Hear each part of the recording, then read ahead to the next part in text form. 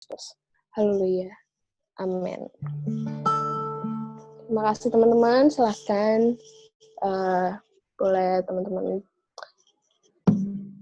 Kita akan fokus untuk mendengarkan firman Tuhan dan selanjutnya saya langsung serahkan kepada Kohans selaku pembawa firman Tuhan hari ini. Silahkan Kohans.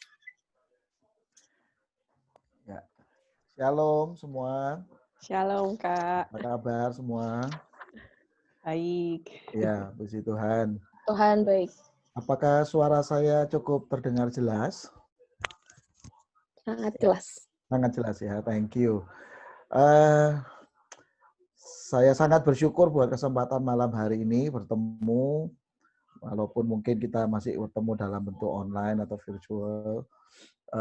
Entah sudah berapa tahun ya saya. Lama banget Kak Hans. Ya, saya bertemu dengan teman-teman youth GPT Mawar Sharon itu ya waktu itu masih di gereja itu mungkin 10 tahun ya. Kita masih di Abetsam kan? Iya, masih namanya masih Abetsam ya. Iya. Masih adakah itu? Masih Kak. Masih ya. Masih. Kalian semua masih banyak remaja transisi ke pemuda dan saya bersyukur hari ini melihat banyak dari rekan-rekan yang kemudian juga bertumbuh, tetap mengasihi Tuhan, bahkan juga jadi berkat di banyak tempat di pekerjaan kalian masing-masing. Ya, saya mengucap syukur buat melihat itu semua. Lama akhirnya ketemu sama Amel gitu ya. Ketemunya Amel sudah di Mawar Sharon, di sekolah Mawar Sharon sih dalam beberapa rangkaian acara, tapi selalu lupa tanya nomor kontaknya karena beliaunya selalu sibuk biasanya ngurusin macam-macam. Ya, sekali lagi terima kasih buat kesempatan untuk bisa berbagi. Saya mengucap syukur buat kesempatan ini dan hari ini izinkan saya berbagi sebuah hal yang mungkin istilah saya adalah sebuah blessing in disguise mungkin ya dari sebuah situasi di pandemi yang kita sedang hadapi.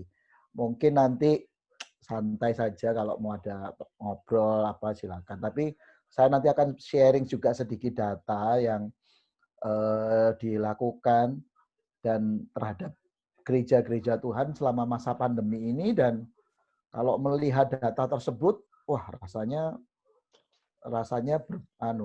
berbeda banget dengan apa yang kita lihat sehari-hari ya. Jadi ternyata ada beberapa data yang cukup mengejutkan dan cukup positif khususnya terhadap beberapa perkembangan gereja dan khususnya tentang pelayanan anak muda.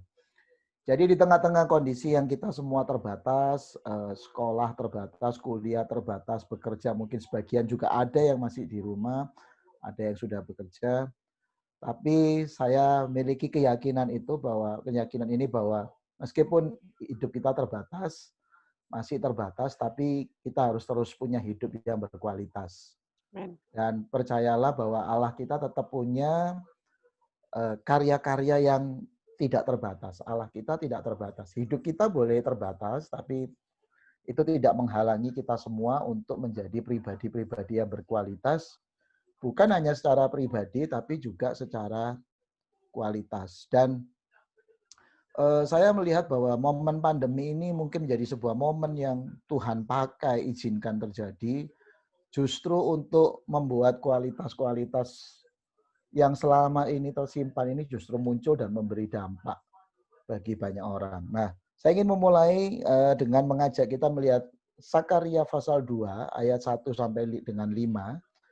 Saya mungkin minta tolong dibantu. Saya karena ada error pada laptop saya, jadi saya minta dibantu untuk screen share dari teman-teman sekalian. Sakaria pasal 2 ayat 1 sampai 5.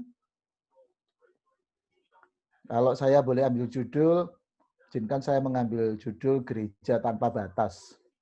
Hari ini dengan momen kita banyak melakukan ibadah secara online, memang akhirnya ada banyak hal yang selama ini tanda kutip terbatasi menjadi tidak terbatas.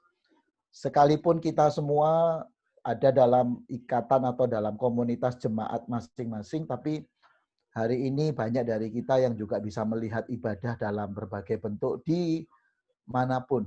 Bukan hanya di Surabaya, tapi kita juga bisa lihat bagaimana praktek-praktek ibadah di berbagai gereja-gereja yang selama ini kita cuma dengar, cuma membayangkan, wah gereja sana begini ya, kalau kepingin tahu bagaimana ya, dulu mungkin harus ke Jakarta, harus kemana, atau kemana. Sekarang, atau ke luar negeri sekalipun, hari ini kita bisa menikmati atau ikut terlibat dalam berbagai ibadah lewat tayangan online dengan sesuatu yang sangat efisien, sangat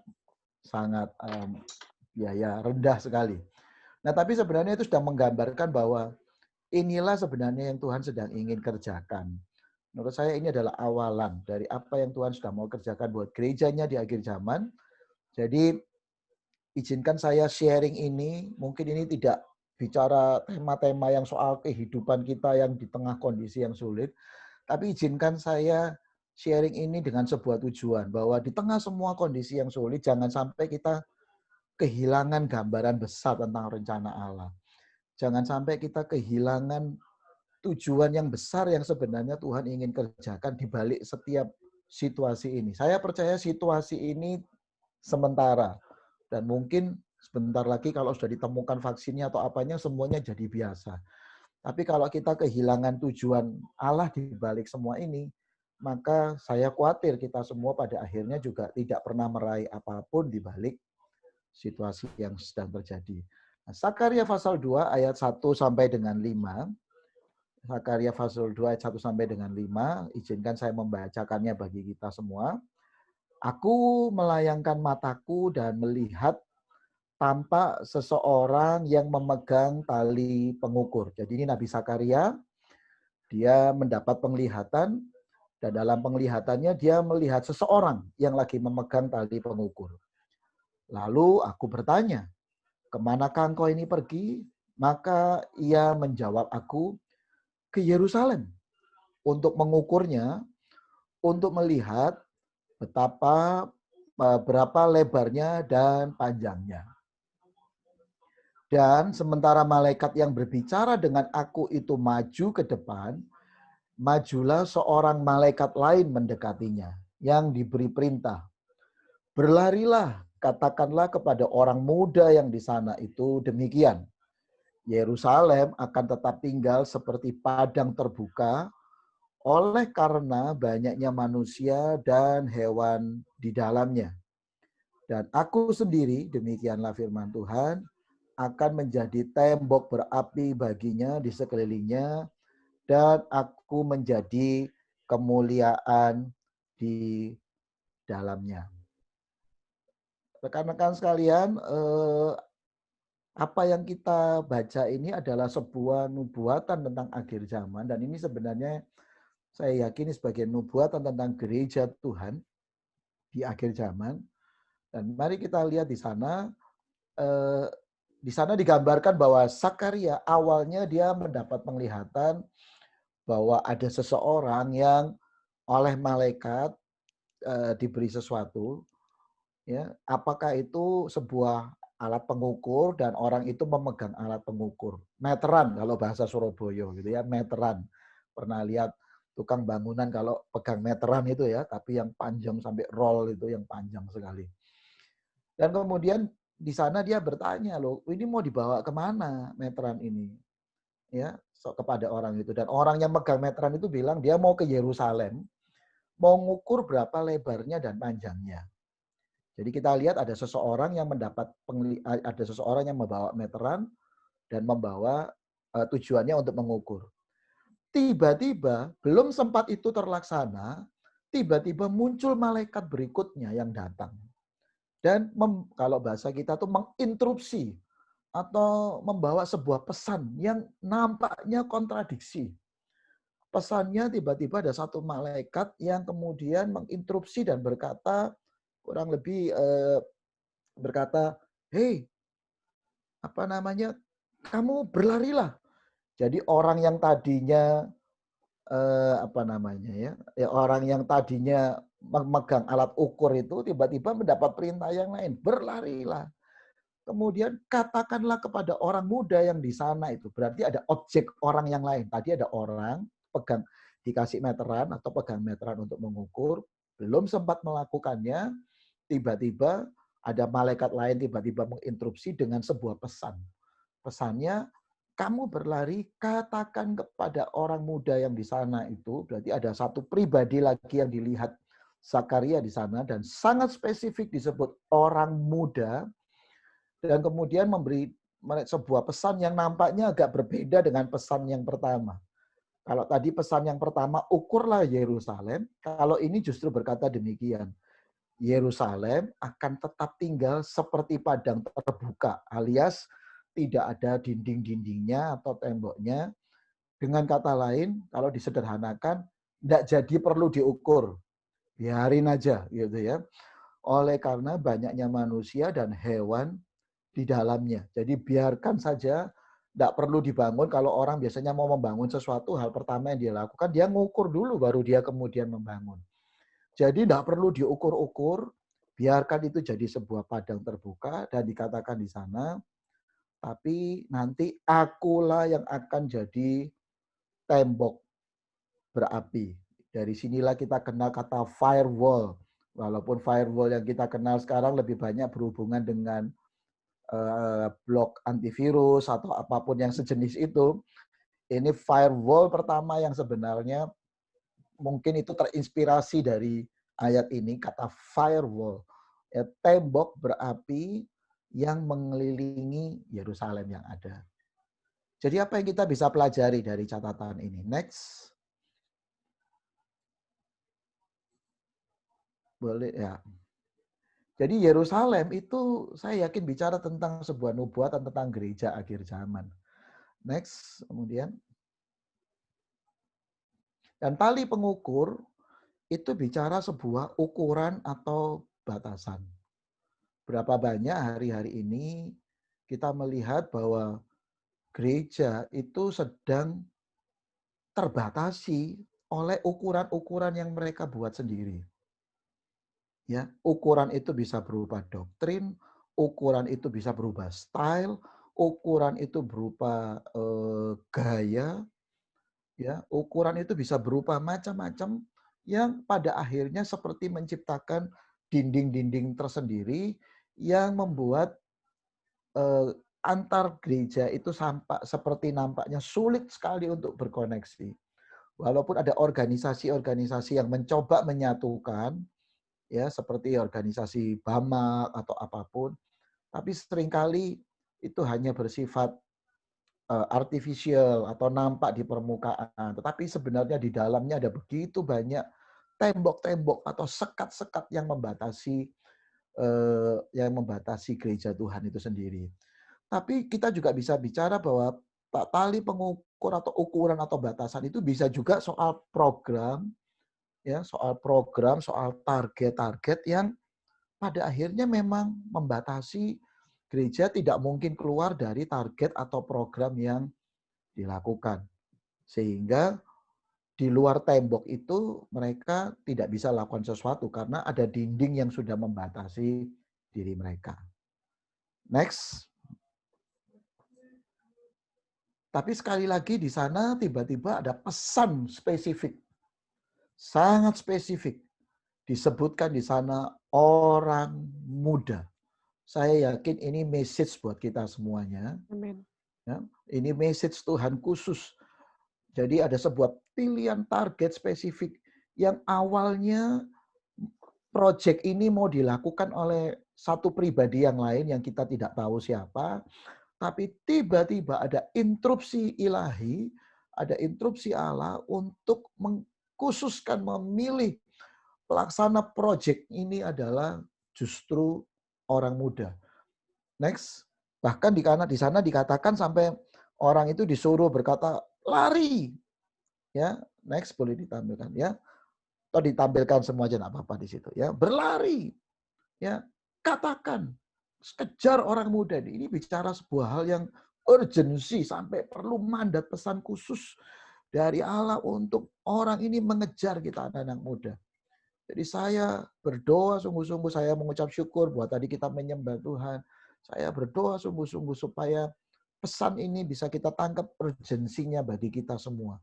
Bahwa ini panggilan Tuhan secara spesifik bagi generasi kita. Bagi generasi terutama adik-adik sekalian. Ya, sebuah pesan khusus, mandat pesan khusus. Apakah pesan khususnya? Dikatakan di sana, Yerusalem. Yerusalem akan menjadi sebuah padang yang terbuka. Apa artinya menjadi padang terbuka? Gereja, tadi saya sudah katakan Yerusalem adalah gambaran gereja. Dia akan menjadi gereja yang borderless. Tidak ada lagi batasan. Dan pada akhirnya fungsi-fungsi yang ada di sana juga menjadi limitless, menjadi tanpa batas. Influence-nya tanpa batas. Kita mungkin pernah dengar dan masih ingat pernah ada satu penyanyi kita kenal namanya penyanyi rohani Frankie Sihombing dengan semua keunikannya dan ya semua ciri khasnya. Tapi dia pernah membangun sebuah gereja yang kemudian dinamakan dengan GETT, G-E-T-T, singkatan dari gereja tanpa tembok, gereja tanpa batas. Ya, gereja yang tidak terbatasi. Apa ciri gereja itu yang saya tahu sih, saya tidak pernah ke sana langsung, tapi sharing-sharing mereka punya sebuah komitmen untuk membawa gereja kepada masyarakat luas dan melayani kelompok anak-anak jalanan, orang-orang dimanapun mereka berada dan itu dilayani. Saya tidak tahu bagaimana kondisi atau kabar dari gereja ini sekarang, tapi itu dulu pernah dicoba didirikan. Kalau saya tahu sendiri, salah satu institusi perguruan tinggi, salah satu universitas swasta di Surabaya, itu seorang pustakawan. Jadi dimulai dari pustakawannya, seorang pustakawan yang menurut saya sangat visioner, dia meluncurkan sebuah project library, perpustakaan, yang kemudian waktu itu di-launching dengan istilah library without walls. Perpustakaan tanpa tembok. Dengan kata lain, mereka sudah punya visi jauh. Itu kalau tidak salah masih tahun 90-an. Jadi saya anggap orang ini hebat sekali, luar biasa. Salah satu universitas swasta di Surabaya. Memberikan statement tentang memberikan visi tentang library without walls. Perpustakaan tanpa tembok. Artinya dia sudah punya visi jauh ke depan bahwa anak tidak perlu datang harus ke perpustakaannya, ngisi buku tamu dan segala macam. Tapi bisa dilakukan lewat akses tertentu atau program-program tertentu berbasis internet. Ya belum seperti sekarang, tapi internetnya. Tapi dia waktu itu sudah membuat program, sudah melihat jauh ke depan bahwa akses yang selama pada waktu itu membuat orang males banget datang ke perpustakaan. Ya, itu barrier-barriernya dikurangi atau bahkan dihapuskan sama sekali sehingga orang bisa akses perpustakaan, bisa cari buku, bisa apapun tanpa selalu harus hadir di sana. Kemudian dari situ mulailah muncul gerakan-gerakan borderless atau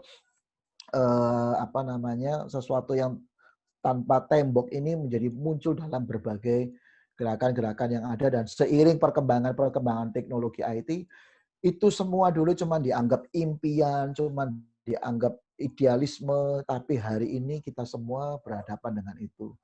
Ya, semua layanan-layanan bisnis, perbankan hari ini, mungkin sekarang kita nyaris jarang datang ke bank karena sudah tidak perlu. Karena semuanya bisa dilakukan hanya dari perangkat handphone kita. Bahkan ada beberapa bank tertentu yang dulu minimum kita tuh sekali harus datang ke bank. Paling tidak untuk buka buku rekening. Hari ini ada beberapa bank yang bahkan untuk buka rekening pun Anda tidak perlu datang ke bank. Kalau sudah demikian, maka betul-betul menjadi sebuah akses yang terbuka. Jadi sebuah akses yang terbuka. Gereja Tuhan sebenarnya sudah menangkap pesan-pesan ini, sudah ditangkap. Dunia sudah berkembang begitu rupa, aksesnya sudah berkembang begitu rupa. Tetapi sayangnya saya melihat kita semua seringkali masih selalu kalah cepat, gitu ya. Kita masih ingin membangun tembok-tembok, dinding-dinding pembatas. Ya, kalau saya ingat dulu di Abed Sam, saya pernah sharing, kita semua pernah belajar sama-sama tentang pelayanan atau karunia rohani yang kita bisa gunakan. Ya, karunia-karunia rohani yang kita bisa gunakan. Nah, sayangnya sekali lagi kalau bicara karunia, kita karena pelayanannya terbatas dalam 4 dinding gereja, maka bentuk pelayanannya pun terbatas. Sebuah riset berkata jumlah pelayanan yang bisa disebutkan di gereja itu mungkin tidak lebih dari 40 item. Ya, hitung saja mulai asyir, pendoa, pemimpin pujian, singer, pemain musik, pengkhotbah, apalagi mungkin pendoa syafaat, penari. Mereka bilang tidak lebih dari 30 sampai 40 item pelayanan yang bisa dilakukan. Padahal di luar gereja itu sedang begitu banyak kelompok masyarakat, kelompok orang, jenis pelayanan yang sangat membutuhkan peran kita dan itu jumlahnya jauh lebih banyak. Jauh lebih banyak dari selama ini pelayanan-pelayanan yang kita bisa lakukan.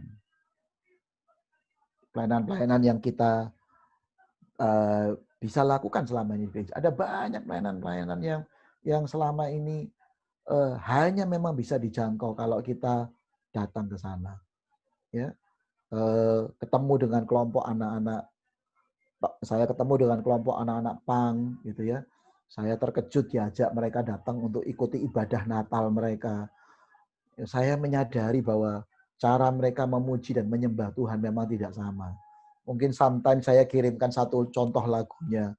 Mungkin saya titipkan ke Amel. Lihat bagaimana mereka memuji menyembah Tuhan. Saya sendiri sudah tidak bisa ngikuti ini musik jenis apa. Ya, tapi kalau lihat kata-katanya begitu dalam. Mereka punya style penyembahan tersendiri.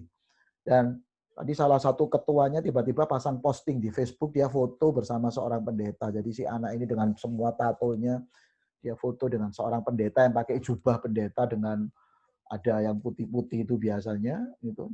Kemudian dia bilang memang, ya saya memang mencari Tuhan dengan cara yang berbeda. Dan tentunya perlu di anak-anak yang berbeda atau kelompok orang yang berbeda ini hanya bisa dijangkau dengan cara yang berbeda. Sehingga akhirnya ini memberi pertanyaan penting buat kita semuanya. Next adalah siapkah kita sebagai anak muda untuk menerima pesan atau mandat Allah ini. Ingat, pesan ini diberikan untuk anak muda. Kita semua tahu Surabaya hari ini kehilangan beberapa hamba-hamba Tuhan yang notabene menjadi hamba-hamba Tuhan yang meletakkan beberapa dasar gereja hari ini. Ya, siapapun mereka mungkin tidak sesinode dengan kita, tapi mereka telah terbukti menjadi peletak begitu banyak fondasi-fondasi gereja hari ini. Dan saya melihat itu menjadi salah satu tanda-tanda di mana inilah saatnya terjadi pergantian generasi yang ada. Tapi pertanyaannya bukan soal pergantiannya. Pertanyaannya adalah, siapkah kita sebagai anak muda untuk menerima pesan atau mandat Allah ini? Tadi dikatakan pesannya ini sampai begitu urgent, sampai Allah suruh orang tersebut untuk berlari mengejarnya. Jadi sadarkah kita hari ini bahwa Allah sebenarnya sedang mengejar kita hanya untuk memberikan sebuah amanat atau pesan yang sangat penting. Next. Ada sebuah buku, saya cari kembali buku ini sudah tidak ketemu. Judulnya Api di Kaki Langit. Dulu diterbitkan oleh Gabriel kalau tidak salah, tapi saya tidak tahu buku ini masih ada kapan enggak. Ya, oleh Winkelfred nih, di sana digambar. Next, salah satu statement yang menarik di buku ini dikatakan begini. Akhir zaman, Allah akan munculkan kebangunan rohani yang aneh. Waktu saya baca statement ini, saya agak sedikit protes dan saya bilang, kok bisa aneh Tuhan? Tapi kemudian si hamba Tuhan ini dengan karunia profetiknya dia mungkin dia menulis jawabannya menurut saya sangat masuk akal. Inilah jawabannya. Next. Kenapa akan ada kebangunan rohani yang aneh? Karena kita sedang berhadapan dengan banyak generasi yang aneh hari ini. Saya ingat satu kali saya diminta melayani satu retreat kaum muda yang ada. Dari satu university di Surabaya. Dan universitas ini saya tidak tanya, saya tidak sempat menanyakan ini fakultas apa. Jadi saya cuma tanya universitinya, tapi saya lupa tidak tanya detail. Dan waktu saya sampai di sana, saya baru sadar bahwa yang saya layani ini adalah anak-anak dari jurusan desain atau jurusan-jurusan seni. Jadi ketika saya hadir di sana, mereka juga rupanya baru datang, baru turun dari bis gitu ya, dan belum sempat meletakkan barang-barangnya sudah langsung mau disuruh kumpul di hall dulu dan segala macam.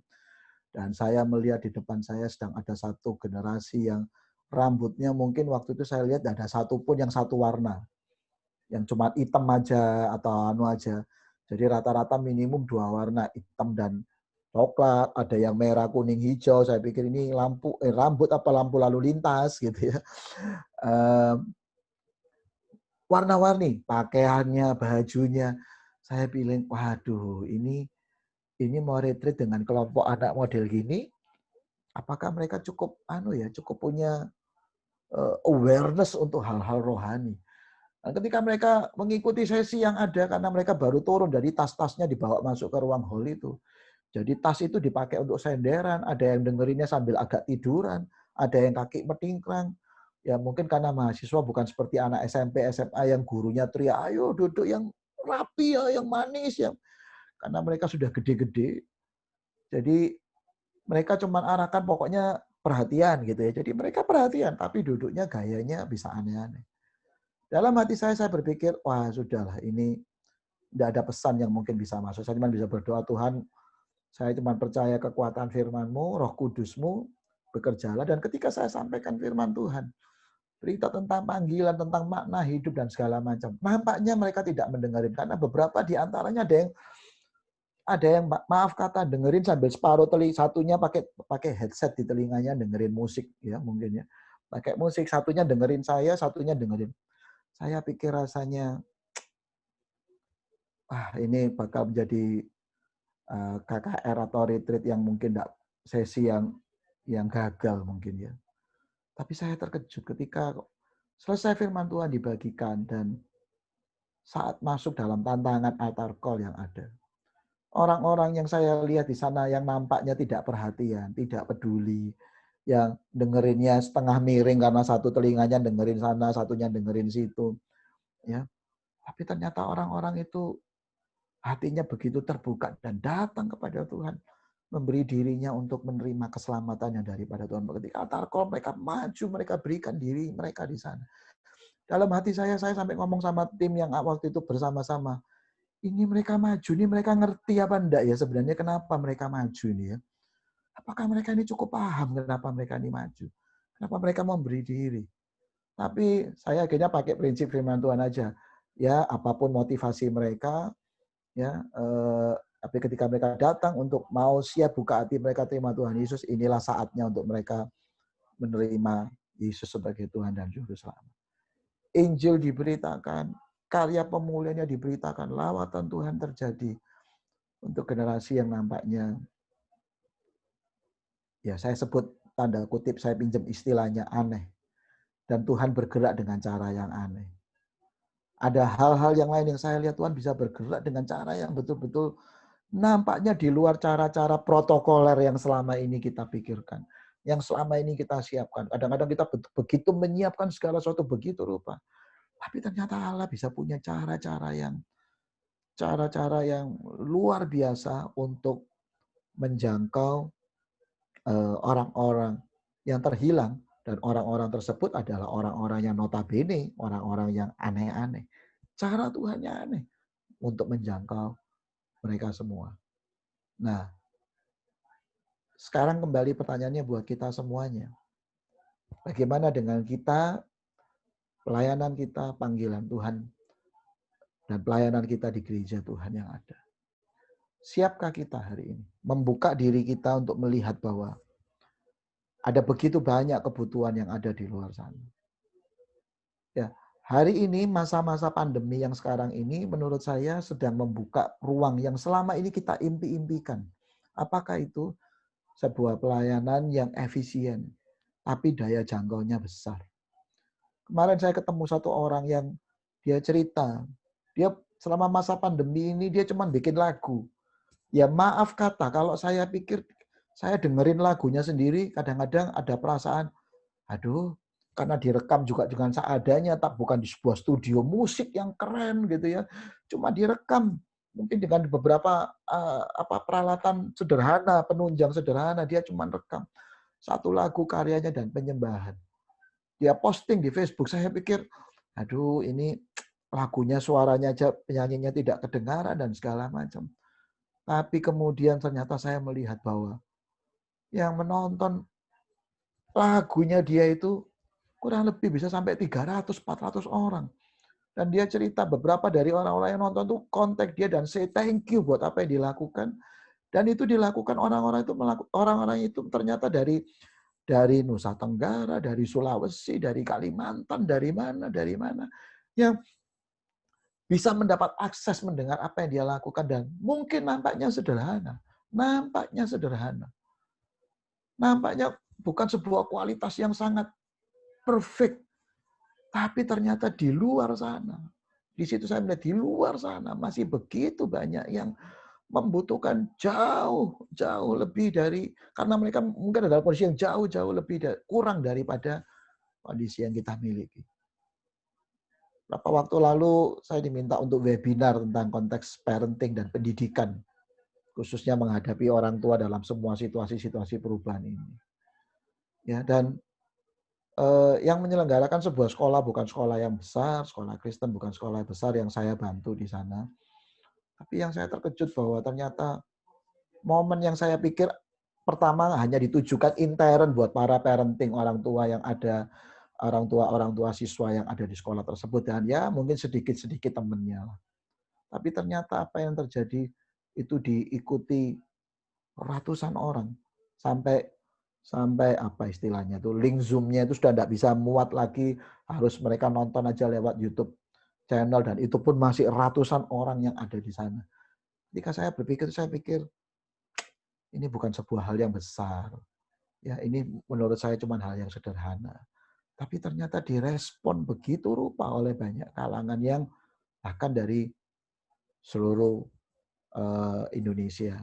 Tadi pagi saya melayani sebuah gereja dan tidak menyangka bahwa ternyata lewat Zoom juga, dan ternyata apa yang kita lakukan waktu itu ternyata ada salah satu jemaatnya yang kemudian share, dan itu diterima oleh temannya yang sedang kuliah di Jepang.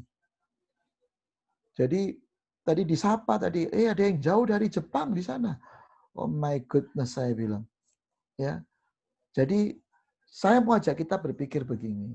Inilah sebuah saat, sekalipun kita dalam kondisi terbatas, saya mau dorong anak-anak muda yang ada. This is your time. Ini waktu kita. Ini waktu Anda dan saya. Saya mungkin sebenarnya sudah setengah agak lewat, gitu ya. Ini generasinya Amel dan semua adik-adik yang ada. This is your time. Ini waktumu. Inilah waktu kalian untuk melakukan apa yang selama ini kita impi-impikan. Generasi saya impi-impikan. Dulu kita mungkin berdoa kenceng-kenceng, Tuhan, kita berdoa supaya pelayanan kita bisa punya dampak ya sampai ke luar negeri. Masa hanya orang luar negeri yang ke Indonesia? Ini saatnya dari Indonesia bisa memberkati luar negeri. Tapi kok dipikir-pikir ongkosnya mahal juga ya Tuhan. Hari ini Engkau bisa lakukan itu. Engkau tidak perlu harus naik pesawat untuk pergi ke Papua, ke mana-mana. Tapi pelayananmu bisa sampai ke sana. Engkau bisa jangkau sampai di sana. Jadi, siapkah kita untuk mengembangkan sebuah sikap mental, untuk sikap berkarya, dan juga tentunya sikap melayani yang jauh lebih luas, jauh lebih tidak terbatas. Izinkan saya sharing beberapa data. Mungkin ada yang pernah tahu data ini. Next. Ini tadi saya bilang. Oke. Oh, ini sebuah kata penonton dulu. Tapi saya skip dulu aja. Next. Ya. Ini sebuah riset yang dilakukan oleh tim BRC, Bilangan Research Center, Pak Bambang Budianto. Dulu pendiri Pesat juga, kemudian mungkin pernah tahu pelayanan Compassion, tapi sekarang dia lebih banyak ada di pelayanan leadership dan research. Ya, kurang lebih kalau kita pernah dengar nama-nama seperti George Barna di Amerika yang membuat pelayanan-pelayanan dalam bentuk riset statistik, sehingga orang Kristen tidak hanya ngomong asal ngomong, tapi punya data. Ya, punya data. Nah, di masa pandemi ini mereka melakukan penelitian terhadap kurang lebih hampir 660 gereja di seluruh Indonesia, baik gereja besar, gereja kecil, tentang beberapa perilaku yang ada di selama masa pandemi. Dan hasilnya, ini kesimpulannya, kalau datanya banyak sekali, tapi saya cuman sharingkan juga apa yang menjadi kesimpulan di sana. Ya, apa yang menjadi kesimpulan di sana? Mari kita lihat beberapa. Nah, kita lihat di sana. Dari sini saja kita bisa melihat bahwa anak muda Anda menjadi frontliner sekaligus jadi center untuk kegerakan banyak gereja yang hari ini terpaksa harus menggunakan online. Sorry to say, banyak orang tua sudah tidak menguasai hal-hal begini. Saya saja sudah tergagap-gagap. Ya, saya saja sudah tergagap. Anak-anak saya jauh lebih menguasai. Saya kemarin baru konseling seorang anak SMP. Ya, di dalam masa, orang bilang masa gabut katanya, masa sekarang ini masa yang cenderung santai. Ternyata dalam masa yang paling santai pun, sesantainya dia bisa membuat sebuah video animasi untuk anak kelas 7 SMP. Dan saya bilang, wow, saya tidak bisa, saya sudah tidak tahu butuh entah puasa 40 hari bisa melakukan itu. Saya rasa sudah tidak mungkin juga. Jadi Anda menjadi pemimpin hari ini. Apalagi dengan situasi yang ada sekarang, Anda menjadi garis depan, tapi sekaligus juga jadi center dari semua kegerakan-kegerakan gereja ini ke depan. Ya, yang pasti kemudian pada masa-masa ini ada kapasitas-kapasitas yang melonjak dari gereja, yang bertambah. Kapasitas itu bicara daya tampung, kualitas dari gereja yang menjadi berubah. Apa itu? Kemampuan menggunakan teknologi. Mau tidak mau, dipaksa. Gereja menjadi lebih adaptif. Dulu kaku-kaku sekali. Ya, nggak boleh yang namanya gereja itu mimbarnya mesti begini, mesti begini. Hari ini ketika semua bikin ibadah online, kadang-kadang mereka setting ibadahnya bentuknya sudah lebih casual. Sudah banyak perubahan-perubahan, ya, hal-hal yang lebih esensi, jauh lebih penting dari sekedar hal-hal yang nampaknya artifisial gitu ya. Kemudian ada banyak perubahan-perubahan yang terjadi dalam berbagai ketidakpastian ini. Ada banyak ministry-ministry yang selama ini tidak muncul kemudian muncul, ya. Dan di satu sisi yang lain gereja juga jadi media jadi pembelajar yang cepat, ya. Mau tidak mau dengan situasi ini gereja harus berubah, belajar dari yang gaptek-gaptek, yang tenang-tenang saja. Bahkan ada yang menganggap bahwa HP itu seperti setan aja harus ditengking rasanya begitu ya. Jadi dulu ada guyonan, dulu ke gereja enggak boleh main HP, sekarang semua disuruh nonton HP untuk mengikuti ibadah online begitu ya. Jadi mau enggak mau, jadi proses pembelajaran konten, proses dari gereja semua jadi belajar. Saya sendiri juga jadi belajar. Saya harus belajar mengedit beberapa hal yang sederhana tentunya dengan kapasitas saya dengan usia yang mungkin sudah tidak lalu mudah lagi. Begitu tidak mudah. Tapi yang pasti terjadi banyak efisiensi juga pada banyak hal. Ya, seperti tadi ya, kalau kita bikin seminar, bikin apa, Anda sekarang jadi jauh lebih murah, tidak perlu biaya transport pembicara, pesawat dan segala macam. Sekarang semuanya jadi jauh lebih efisien. Tapi kata kuncinya, Anda adalah frontliner dan center. Anda adalah orang yang di depan, sekaligus menjadi pusat kehidupan gereja. Next. Ya, lihat datanya menarik. Pandemi ini membuat gereja angkanya sampai 94,7% jadi lebih peduli dan saling berbagi kepada masyarakat. Ya. 75% lebih berbagi bahkan dengan masyarakat di luar tembok gerejanya. Artinya dengan masyarakat bahkan yang non-Kristen. 94,7 jadi saling berbagi dengan masyarakat, mungkin jemaatnya, atau bahkan dengan sesama gereja atau antar gereja yang lain. Lihat angka-angka ini sebuah angka-angka yang menggembirakan ketika kita melihat angka ini terjadi. Gereja jadi tidak lagi tidak lagi terkotak-kotak ketika ada sebuah proyek bersama namanya misi kemanusiaan dalam menghadapi apa yang ada sekarang ini. Termasuk di dalam gerakan-gerakan doa. Dulu susahnya minta ampun mengajak doa antar gereja berdoa bersama. Hari ini ada banyak hamba-hamba Tuhan berdoa, walaupun mungkin lewat Zoom berdoa bersama. Saya lihat ada banyak hamba-hamba Tuhan dari berbagai jenis yang dulunya sulit banget mau mengadakan itu. Kalaupun mau mengadakan, biayanya juga cukup besar. Mengundang pendeta-pendeta luar biasa besar-besar dari berbagai daerah untuk kumpul satu tempat hanya untuk berdoa. Itu biayanya besar sekali. Hari ini mereka bisa berkumpul, berdoa bersama-sama dalam sebuah layar. Beberapa waktu lalu saya mengikuti doa Indonesia sampai luar negeri, ada beberapa sampai hampir 300 hamba Tuhan bisa berdoa bersama-sama. Wow, ini sebuah hal yang sekali lagi luar biasa. Next. Ya, kita bisa lihat data di sana. Nah, bahkan gereja bisa sampai memberikan bantuan. Ya, bantuan bantuan keuangan atau teknologi kepada gereja lain. Let's think, pernahkah ini muncul atau ide ini terjadi pada saat-saat yang lalu? Sebuah gereja memberi sebagian dukungan bantuan persembahannya kepada gereja lain. Bahkan beberapa gereja yang tidak satu sinode dengan dirinya. Dulu mungkin kita masih banyak gereja membantu untuk jemaatnya sendiri, oke, aksi sosial buat jemaatnya atau 1-2 organisasi sendiri. Tapi kadang-kadang tidak organisasi yang sama-sama gereja. Tapi hari ini mereka bisa melakukan itu. Ya, mereka bisa mengikuti acara bersama-sama yang lintas gereja. Yang dulunya setengah mati untuk bisa dilakukan. Next. Ya, pada akhirnya, nah ini ya, angka-angkanya angka-angka yang sangat fantastis. Gereja 54%, 56%, bahkan 49%, hampir 50% gereja bisa bekerja sama dengan organisasi-organisasi non-Kristiani bahkan. Bukankah itu dulu sebuah hal yang rasanya tabu sekali?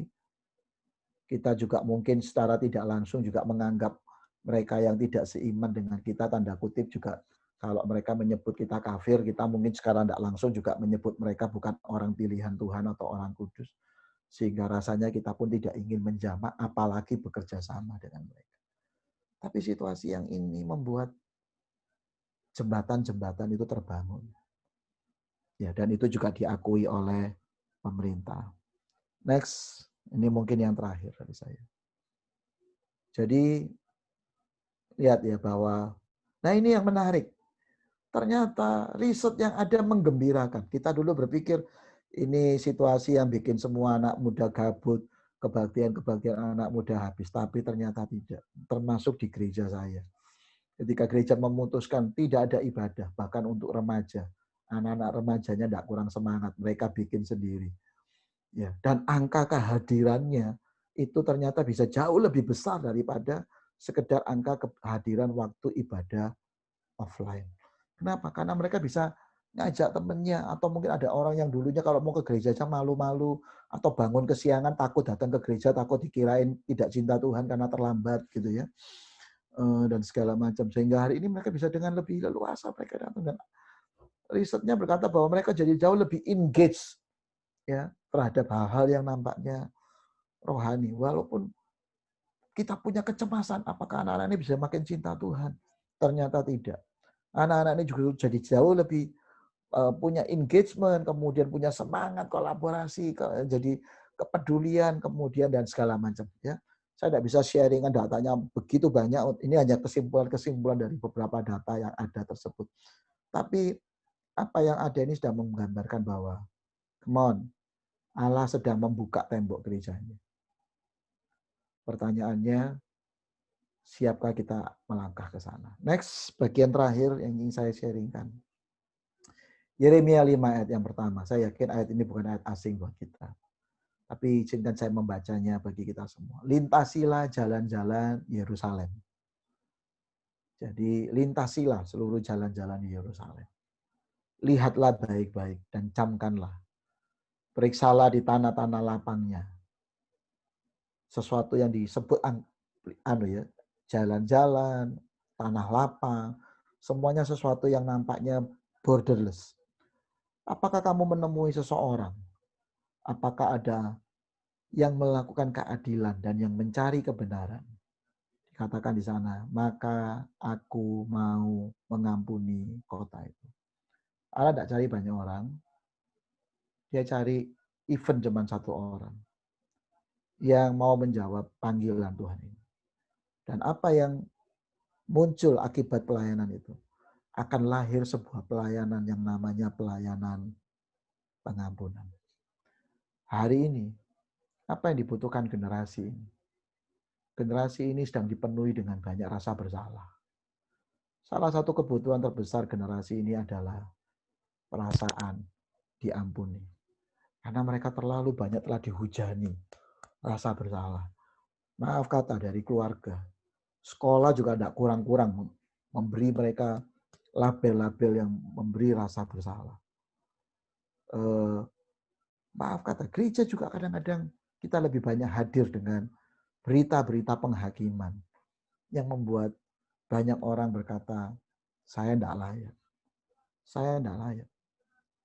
Tapi maukah hari ini kita datang kita memberi diri kita kepada Tuhan untuk memberitakan apa?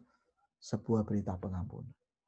Message ini terus terang memang diambil oleh teman-teman Katolik, sehingga mungkin hanya teman-teman gereja Katolik yang punya keyakinan untuk sebuah pelayanan yang sifatnya pelayanan pengampunan dosa. Mungkin kita kenal yang pernah sekolah Katolik, mereka ada bilik-bilik pengakuan. Sebenarnya mereka terinspirasi dari prinsip-prinsip bahwa Allah juga memberi kita. Kitab Yohanes berkata bahwa kehadirannya itu, Roh Kudusnya itu memberi mereka kemampuan untuk mengampuni dosa orang. Tapi memang sebenarnya inilah yang Allah mau lakukan. Dia mau melepaskan pengampunan. Saya ingat satu kali di acara, ya tadi saya bilang di sebuah retreat yang anak kelompok pang itu. Saya sudah musiknya tidak jelas, tapi saya mau melayani. Saya datang, tidak sebagai pembicara. Saya hanya mau support mereka. Saya hanya datang, ikuti. Saya tidak sedang jadi pembicara. Saya mau datang, saya mau mengikuti. Saya cuma mau support apa yang saya bisa lakukan buat generasi yang nampaknya aneh. Dan seorang pembicara sedang khotbah sesuatu. Dan sampai pada satu kali dia juga nantang altar untuk terima Tuhan Yesus begitu ya. Beberapa maju, beberapa merespon. Tapi tiba-tiba Tuhan menggerakkan saya untuk berdoa buat seseorang yang nampaknya duduk biasa-biasa saja. Duduk tersandar begitu dan ya cuman lihat kanan, lihat kiri begitu. Ya sementara sebagian yang lainnya sedang nangis-nangis dan segala macam di jamaah Tuhan. Dia cuman lihat. Tapi tiba-tiba Tuhan berkata, taruh di hati saya, berdoa buat orang ini. Dan saya berkata, saya mesti doa apa? Dan tiba-tiba sebuah kata Tuhan taruh, lepaskan pengampunan Tuhan. Tentunya saya tidak punya kuasa mengampuni. Saya kemudian mengajak dia berdoa dan saya cuma berdoa dan melepaskan kata ini. Saya tidak tahu apa yang terjadi dalam hidupmu di masa lalu, seberapa kelam hidupmu, seberapa hancur hidupmu. Tapi Tuhan sedang taruh sebuah pesan bahwa Tuhan mengampunimu. Tuhan mengampunimu. Engkau tidak perlu cerita, tapi Tuhan mengampuni. Anak ini yang tadinya duduk bersandar, tola-tole dan segala macam, tiba-tiba tersungkur di sana. Dia alami lawatan Tuhan. Dan dia akhirnya berteriak. Dia berteriak dengan suara yang keras. Apa teriakannya? Lord, have mercy on me. Tuhan, kasihanilah saya. Ampunilah saya. Ya. Pengampunan dilepaskan. Tuhan pulihkan anak ini. Ya. Kehidupannya baru mungkin setelah sekian waktu baru dia mulai cerita apa yang sebenarnya dia sedang alami. Tapi inilah yang sedang dibutuhkan generasi. Mereka butuh bukan cuma berita pertobatan, tapi mereka juga butuh berita pengampunan. Dan itulah yang Allah mau janjikan buat generasi ini. Satu waktu yang lalu juga di sebuah retreat anak muda atau remaja juga. Ada seorang anak yang bahkan sudah sampai ke level yang begitu dalam. Ya. Ketika firman Tuhan juga berkata lepaskan pengampunannya. Baru dia kemudian cerita apa yang dialami. Dia bukan cuma masuk dalam perilaku yang dalam free sex. Free sex-nya bukan cuma sama manusia, dia sudah sampai level free sex dengan binatang. Ya. Dia sudah merasa hidupnya sudah terlalu jijik. Ya, ibadah rasanya tidak cukup mengcover seluruh kegagalan dan kesalahannya. Tapi Allah datang dengan berita pengampunan. Dia merasa mengampun, dia menerima pengampunan yang daripada Tuhan. Dia menerima berita pemulihan, pengampunan yang daripada Tuhan oleh karena darahnya peristiwa salib. Dan anak itu hidupnya dipulihkan Tuhan. Saya membayangkan betapa ngerinya anak ini. Betapa ngerinya apa yang dialami. Sudah sampai ke level bukan hanya free sex dengan manusia, tapi sampai kepada dengan binatang. Ya, itu sudah penyimpangan-penyimpangan yang begitu dalam. Tapi Allah mau mengampuni dia. Jadi saya ingin menutupnya dengan kembali ajakan ini. Siapkah kita menjawab panggilan urgensi yang daripada Tuhan for this generation? This is your moment. Ini momen kalian semuanya. Tidak peduli berapapun banyaknya kita. Ingat firman Tuhan bilang cuman aku cari satu orang saja. Seorang pun is okay. Apalagi anak-anak muda di Youth GPT Mawar Siaran, Anda jauh, Anda lebih dari satu. Allah tidak cari orang hebat, dia cari orang yang mau menjadi alatnya yang terbuka untuk melayani generasi ini dengan hal-hal yang tanpa batas. Selamat melayani generasi ini. Kepada Andalah kami titipkan generasi ini. Ya, kepada kalian lah. Kami kakak-kakak yang ada, kami cuman sedang delivery tongkat-tongkat estafet. Yang kami lakukan sekarang sedang equipping terus untuk mengestafet tongkat-tongkat yang ada. Tapi saya merasa this is your time. Ini waktu kalian. Pelayanan yang tanpa batas. Dan menjadi gereja yang tanpa batas. Jadi please jangan berpikir kita cuman 12, 20 orang atau berapa orang yang kita lakuin cuman di kamar. Let's think bigger. Lakukan yang lebih besar. Plan, rencanakan yang lebih besar bahwa apa yang kalian lakukan hari ini, percayalah, itu sedang punya impact yang mungkin jauh lebih besar. Saya tidak tahu apakah hal-hal semacam ini di recording atau Anda buat recording tertentu. Tapi memang saatnya semua harus didigitalize. Masuklah ke sana, Andalah garis depan, dan Andalah center dari pergerakan Tuhan di akhir zaman. Tuhan Yesus memberkati kita semuanya. Yuk, saya ajak kita berdoa lebih dulu ya. Mungkin kalau mau ada ngobrol, tanya jawab sedikit sambil santai, fellowship sedikit, it's okay ya. Jadi saya oke. Ya, mari kita berdoa lebih dahulu. Bapa dalam surga, kami tahu kami masih ada dalam sebuah situasi yang terbatas. Tapi kami punya Allah yang tidak terbatas dan punya rencana yang jauh lebih besar tanpa batas. Begitu besar. Dan kami tahu itu kami tidak bisa lakukan sendiri. Kami butuh satu dengan yang lain bergandeng tangan untuk menjawab panggilan. Tapi hari ini, di tengah semua situasi yang terbatas ini, hamba-Mu berdoa, buat kami tidak juga punya cara pandang, sikap mental yang juga terkungkung. Dan kemudian justru hanya mengasihani diri sendiri, hanya melihat ke diri kami sendiri. Tapi bahwa kami itu justru melihat bahwa di situasi yang terbatas ini sebenarnya Engkau sedang membuka akses-akses yang lain yang jauh lebih luas dari yang kami pikirkan. Bahkan juga secara real dalam situasi-situasi ini sedang ada banyak kebutuhan-kebutuhan masyarakat yang jauh lebih banyak, lebih besar, lebih kompleks, bahkan lebih complicated Tuhan yang sedang terjadi. Pakai kami semua, terutama anak-anak muda di Youth GPT Mawar Siaran ini Tuhan. Pakai mereka semuanya untuk menjadi suara-suara yang mengatakan biarlah Yerusalem jadi padang terbuka. Karena orang bisa akses keluar masuk. Begitu banyaknya orang. Tidak bisa lagi dibatasi. Tidak bisa lagi dibatasi. Kamu berdoa, melepaskan kasih-Mu, kuasa-Mu, isi hatimu dan panggilanmu sendiri buat setiap rekan-rekan, sahabat-sahabat saya di sana, Tuhan. Pakai mereka semua dengan seluruh potensi, seluruh karya, pekerjaan mereka, pelayanan mereka, kebisaan mereka.